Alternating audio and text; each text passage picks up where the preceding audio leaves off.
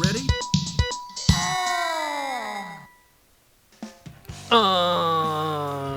ということで始まりました原専ラジオ、原田専門家でございます。今日はど深夜、ちょうどオールナイト日本ゼロがやっている時間に撮っております。今日話したいなと思ったのはこれですね。冗談が通じないということをちょっとお話ししたいかなと思いますけども、まあね、昔、昔は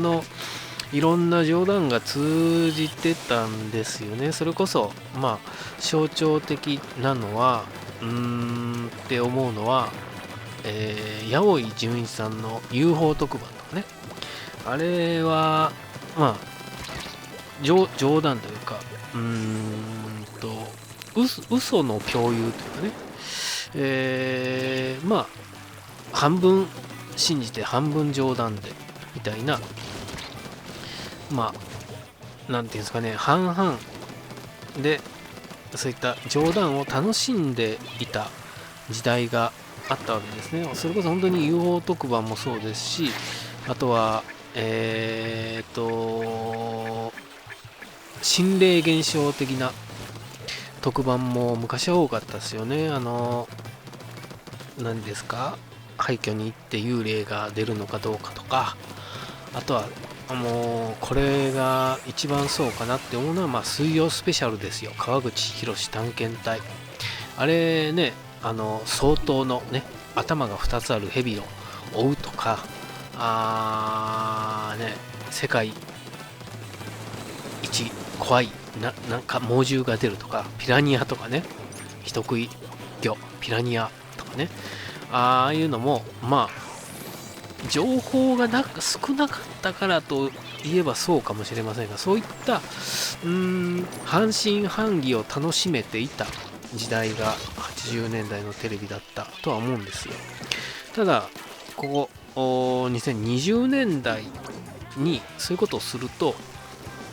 冗談が通じないというのが大前提であり、その冗談を信じ込んでしまって、陰謀論に走るみたいなね、それこそ本当いわゆるトランプ現象ですよね。トランプって名前なんだから、これ僕ツイートしましたけど、トランプって名前なんだから裏がありますよね、ひっくり返りますよ。で大統領になって、確かにいい政策をしていたところもあるのかな、詳しくは知りませんが、ただそれ以上にやっぱりやっていたことっていうのは、なんていうんですかね、そういった最初出てきた時はなんかむちゃくちゃやる人で面白いなみたいな、冗談半分で面白がってたんですが、分かった上でね、ただそういった前提を飛び越えて、前提を知らなくて面白がっているのを分かって面白がるんじゃなくて、信じ込んじゃう人の方が増えちゃったというか、でああいったことになったみたいなことがあって、で同じことを今ね、ああいったトランプの議会突入のあれがあった、そういったね、ことがあったにもかかわらず、今この日本でも同じように行われているというか、それこそね、名古屋市長のリコール問題もそうですし、あれなんかね、で今更になって高須委員長が騒いでいたりね、するわけじゃないですか。あれもね、なんかむちゃくちゃやっておもろいなって面白がってよかった、よくはないですけど、分かった上で面白がってた人も、それはやっぱりなんですかね、盛り上げちゃった一因でもあるとは思うんですけど、だからますます冗談が通じないか、いろんな情報が多いというか、知っておかなくちゃいけない前提が細かくなりすぎてというのか多くあって、そこを前提を飛ばしちゃう人が、前提を踏まえた上で面白がる人と、前提を飛ばしちゃって熱狂しちゃう人とがいて、で面白がっていたけども、やっぱこれね、ある時ふとこれからかっていい対象ではない、やばいやつだみたいなこと、それこそ N 国党のね立花さんであるとか、ああいうのも全部そうですよね。ああいったのが本当に冗談が通じない世のなんかになってきていますよねって思いますね。いろいろああいうのを見ていると、テレビなんかでもそういった昔ね、80、それこそ80年代のテレビ黄金期のような番組作りねが、通用しなく、コンプライアンスだなんだっつって通用しなくなっちゃってきているっていうのは、やっぱり知っておくべき前提をね踏まえない人がちょっと増えちゃったんだろうな。それ教養というかね、知ってて当然だろうと思うことすらもちゃんと、説明して手取り足取り言わなくちゃね踏まえない。だからあれですよ、CM 上の演出ですとかね、後でスタッフが美味しくいただきましたとか、撮影のため特別に許可を得て、バスタオルを巻いていますとか、あんなのもう全部前提として踏まえて見ている人が多かったわけじゃないですか。でもそうじゃなくなったのは、これは何が原因、どこかにその分岐点があったんだろうとは思いますけどね。そこで文句をつけて、脚光を浴びるというか、一矢報いてやったぜみたいな達成感みたいなのが、例えばそれが SNS でできるようになってとか、不買運動とかね、あんなことができるようにできるツールが増えたおかげで、前提条件を踏まえない傍若無人な振る舞いが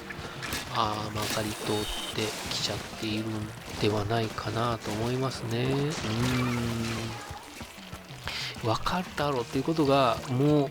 う分からない。それは親の教育もあるのかとは思いますけどね。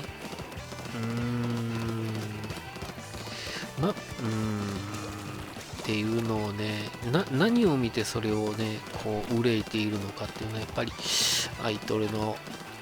から始まる一連維新のね傍若さ、 N 国党、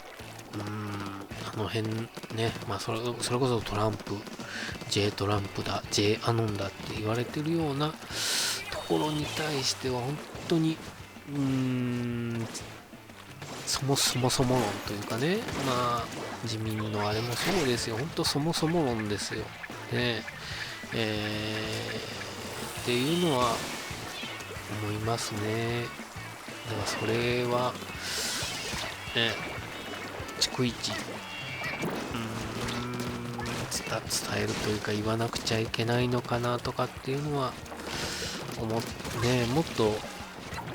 そこを込みで楽しめていた時代もあった。それこそ三島由紀夫との論争の映画なんかはなんかそうお互いのね前提を十分承知した上でね戦っていたみたいなあいうのはまあ時間が解決しているのかどうなのか、当時のね気持ちとしてはどうなのか分かりませんけども、とはいえこの今の状況を例えば10年後20年後にあの頃は言って笑い話にできるのかって言ったらねえ同じようにできるのかもしれませんけどね。とは思いつつ、そんなことねちょっとたまにはというかね、すごく憂いているし考えているし、考えた上で能天気にね振る舞いたいなとは思いましたという話でね、冗談が通じる世の中、まあまあ10分間話してきて一言もねよく言うじゃないですか、こうプロレスができるできないのね、こういう状況に対してのプロレスができるできないみたいな、プロレスを仕掛けた仕掛けないみたいな、このプロレス原理主義っていうのがね結構プロレス警察いますから、あんまり使いたくはないんですけども、その冗談がね分かった上でやってんのかやってないのかね、そこがこうねどっちなんだろうっていう楽しみもありつつなんですが、そうじゃない人が増えちゃったのかな、こう鵜呑みにしちゃうというか、だからそこをねもう一度考えてね、こう陰謀論に走るのではなくみたいなことは注意しないといけませんねとね、冗談ですよとね、冗談で済めばみたいなこともありますけども、といったことをまあね私はこう見えて考えているんですよといったところで、チャンネル登録と高評価と